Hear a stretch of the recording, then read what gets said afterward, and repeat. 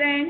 बच्चों, revision test से पहले हम लोग पाठ 2 वर्ण विचार पढ़ रहे थे, जिसमें हमने वर्णमाला और वर्णों के भेद और स्वर पढ़े थे।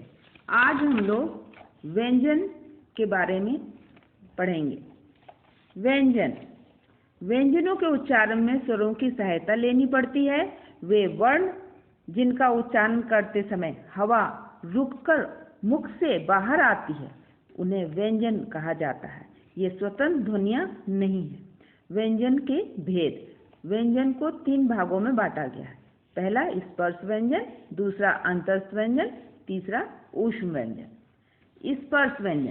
स्पर्श व्यंजन क से म तक है, जिन्हें 5 वर्गों में बांटा गया है। स्पर्श व्यंजन जिन व्यंजनों का प्रयोग करते समय मुंह से निकलने वाली वायु उच्चारण स्थान को स्पर्श करती हुई बाहर आती है, उन्हें स्पर्श व्यंजन कहा जाता है। स्पर्श व्यंजनों के 5 वर्ग हैं।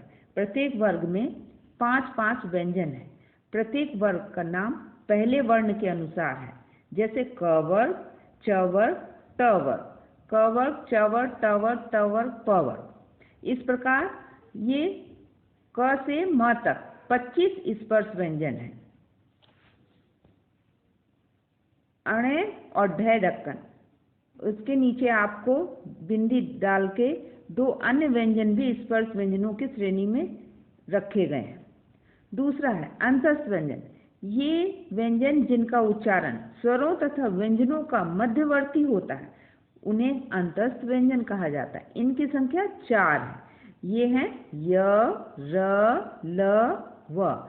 ये हैं अंतस्थ व्यंजन।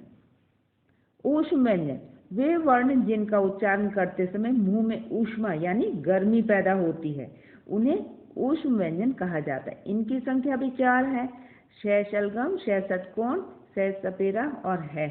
ये चारों ऊष्म व्यंजन कहलाते हैं। अब है संयुक्त व्यंजन, जिन्हें 2 अक्षरों को मिलाकर बनाया जाता है, इसलिए इन्हें संयुक्त व्यंजन कहा गया है। कुछ ऐसे व्यंजन भी हैं जो दूसरे व्यंजनों के संयुक्त से बनते हैं, उन्हें संयुक्त व्यंजन कहा जाता है।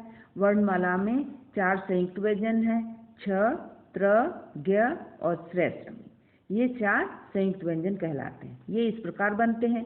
क और श षटकोण मिलाकर 6 क्षत्रिय बनता है, जैसे छति, क्षत्रिय, क्षमा। त प्लस र मिलाकर त्रय त्रिशूल बनता है। त्रिशूल, त्रिकोण, त्रिभुवन ये उदाहरण है। जय और प्लस इया मिलाकर गय ज्ञानी बनता है। इसके उदाहरण है ज्ञान, ज्ञानी, ज्ञाता। श शलगम प्लस र मिलाकर श्रेय श्रमिक बनता है। श्रमिक, श्रवण, श्रम ये इसके उदाहरण है। अब बच्चों, छोटे रूप में आपको स्मरण रखने योग्य बिंदु बताए गए हैं। भाषा की सबसे छोटी ध्वनि का लिखित रूप वर्ण कहलाता है। दूसरा पॉइंट है वर्ण के और टुकड़े नहीं किए जा सकते हैं। तीसरा पॉइंट है व्यंजनों के साथ स्वरों की मात्राओं का प्रयोग होता है।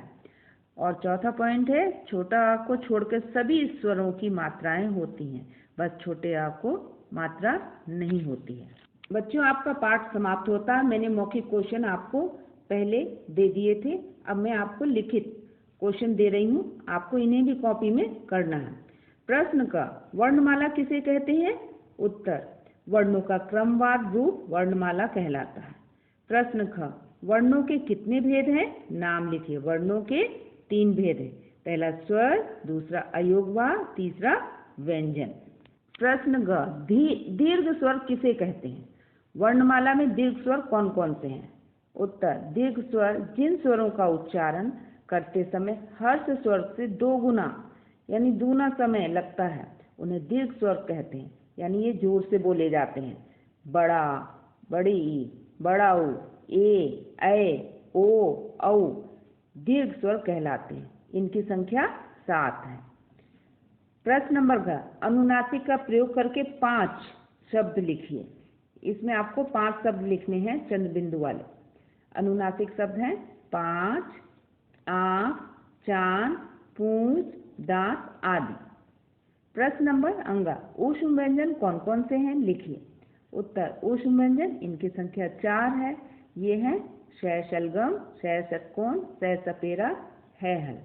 बच्चों, आज आप आपको क्वेश्चन आंसर करने हैं प्रश्न नंबर 2 के क से अंगा तक, और उसे याद भी करना है।